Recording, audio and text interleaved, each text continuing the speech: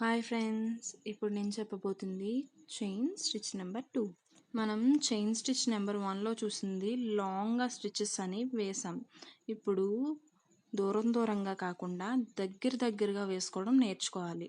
ఎంత దగ్గర అయితే వేస్తామో అంత నీట్గా ఫినిషింగ్ అనేది మనకి వస్తుంది. ఈ స్టిచ్ మనం ఎలా నేర్చుకోవాలంటే, చిన్న థ్రెడ్ పైకి లాగి దగ్గరగా అక్కడక్కడే మనం స్టిచ్చెస్ అనేవి చిన్నగా వేసుకుని రావాలి.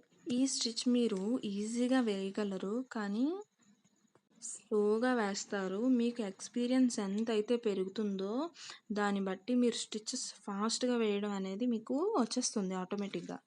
ఈ వీడియోని గమనించండి, నేను చూడండి ఎంత చిన్న స్టిచ్చెస్ వేస్తున్నానో.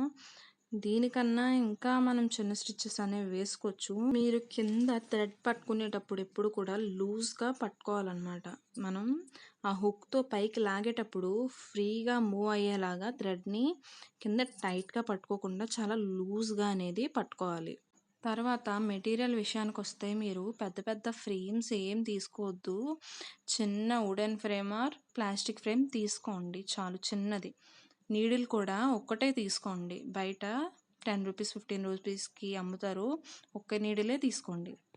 క్లాత్స్ కూడా షాప్ దగ్గర ఏం కొనవసరం లేదు. మీ ఇంటి దగ్గర ఏమైనా పాతవి ఏమైనా క్లాత్స్ ఉంటే అవే తీసి యూజ్ చేసుకోండి. జరీ థ్రెడ్తోని ఈ స్టిచ్ నేర్చుకోవాలని ఏం లేదు, ఏ థ్రెడ్తో అయినా నేర్చుకోవచ్చు. మీకు స్టిచెస్ అన్నీ బాగా అలవాటు అయ్యాక మంచి మెటీరియల్ తీసుకుని మీరు చక్కగా నీట్గా స్టిచ్ చేసుకోవచ్చు.